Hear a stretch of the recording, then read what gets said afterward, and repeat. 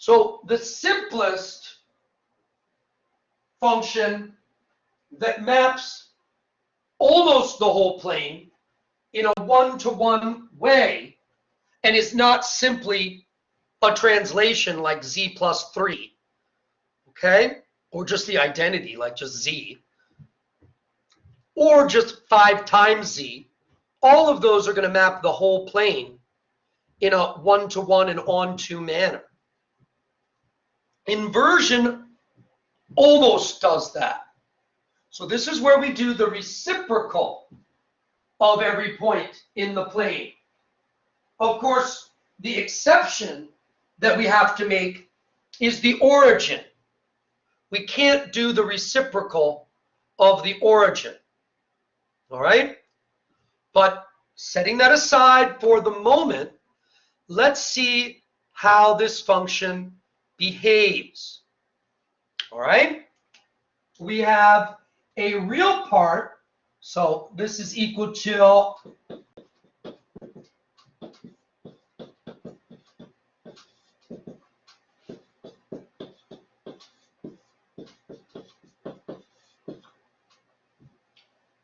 x minus iy divided by x squared plus y squared. So this is going to be x over x squared plus y squared plus I times minus y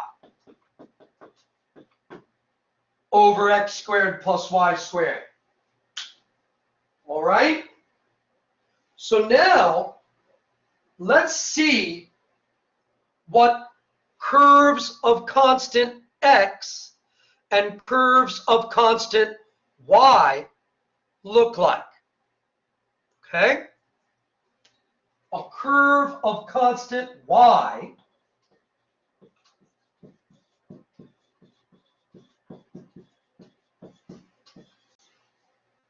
all right, that is going to have a tangent vector associated with the derivative with respect to x of these. Okay?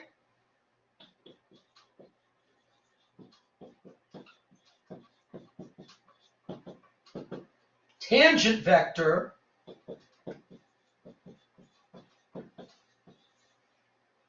so this is given by, I've got to take a derivative with respect to x, right?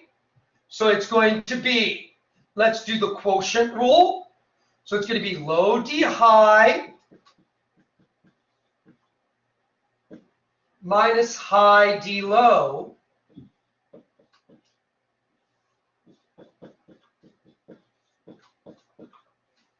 just like that.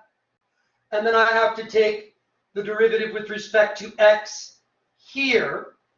All right, so that's going to be plus I 2xy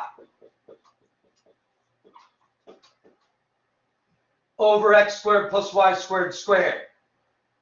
So that's going to be y squared minus x squared over x squared plus y squared squared plus I 2xy over x squared plus y squared squared.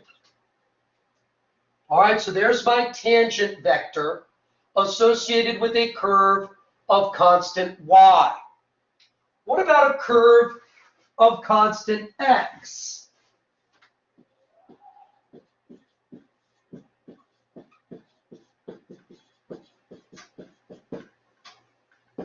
The tangent vector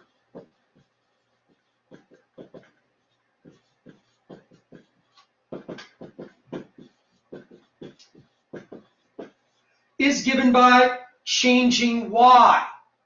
So if I take a derivative with respect to y, I'm going to have minus 2xy over x squared plus y squared squared. All right? And then it's going to be plus I. And let's see what we've got. Once again, quotient rule.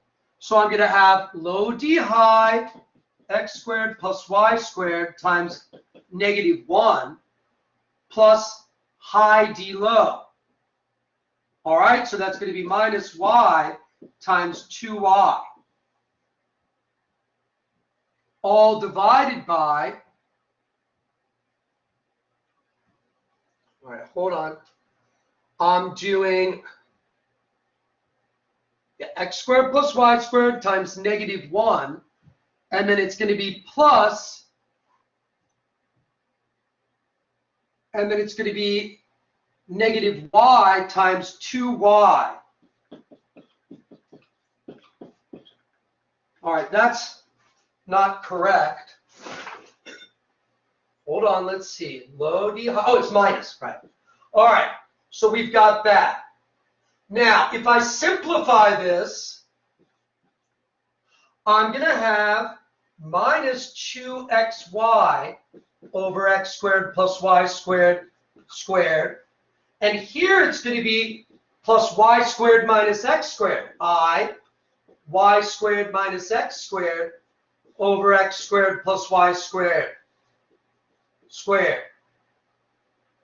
Now, if you look at these two, think about what's going on.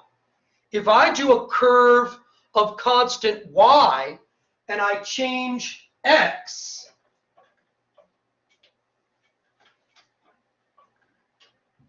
what's happening in my z-plane is I'm going like that. Okay? So this is constant y. If I change y at constant x, it's going to go like that, vertically. In my w equals 1 over z, my image plane, what we're seeing here is that we've got this curve, which I'm not going to try to draw it. We'll have an easier way of actually being able to understand quantitatively what these curves look like next week. So I'm not going to try to draw it. I just want to say, look, I've got curve of constant y is going to go somehow. All right? And what is the relationship to the curve of constant x? Well, I mean, these two look very, very, very similar. These two look, hey, wait a minute. This term here times I gives that one. This term here times I gives that. So that means that these curves are going to be, this one's just going to be I times that one. Multiplying by I gives me a 90-degree counterclockwise rotation.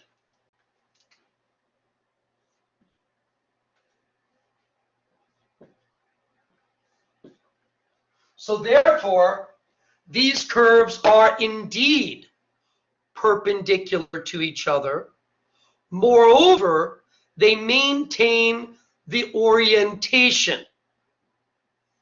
All right, at all points except the origin.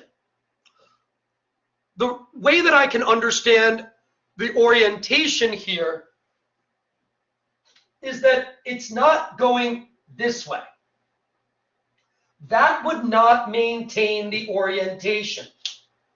All right, you go from constant y to constant x like that. All right, a 90-degree counterclockwise rotation. So this one needs to also be a 90-degree counterclockwise rotation. If it rotated the other way, it would still be perpendicular, but it would not maintain the orientation. It would be anti-conformal. But what we see from this analysis is that the inversion mapping, the inversion function, maps conformally everywhere in the whole plane except the origin. All right?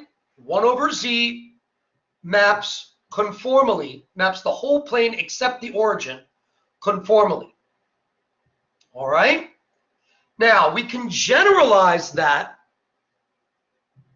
by looking at an arbitrary function in terms of its real and imaginary parts.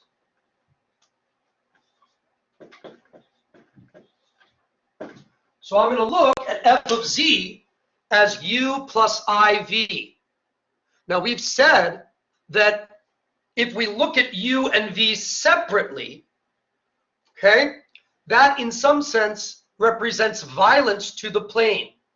And it will cause us to miss certain things that are important about the character of the function, right? However, we can still look at the real and imaginary parts. As long as we don't really rip them apart, we'll still get an idea about their interplay. Okay, and that's really what we're interested in here anyway. So a curve of constant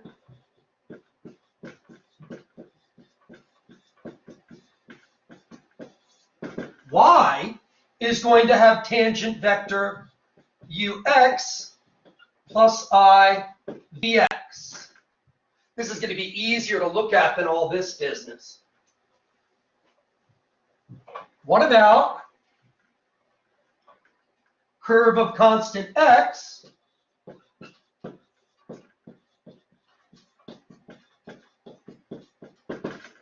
that's going to be uy plus I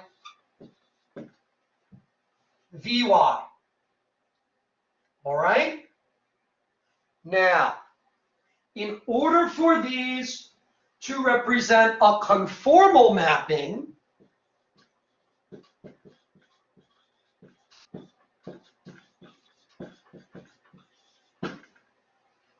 we need this one to be I times that one.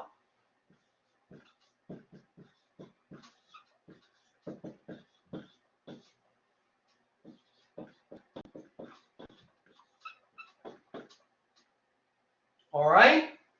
And this gives us our first glimpse of what will become an extraordinarily important set of equations called the Cauchy-Riemann equations.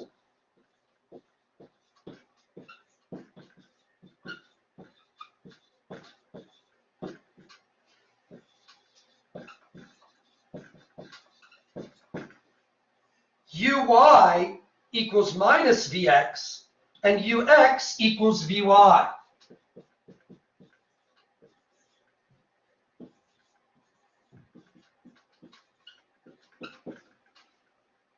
All right? Now, let's look at our function z squared. Z squared is x squared minus y squared plus 2ixy. So ux, well, u is x squared minus y squared. V is 2xy. Ux is 2x. Uy is minus 2y. Vx is 2y. Vy is 2x. So this function satisfies the Cauchy-Riemann equations. All right, and so we would be led to believe that this function maps the whole plane conformally. Unfortunately, that's not true. We can see that immediately just from imagining going along here and then along there with z squared.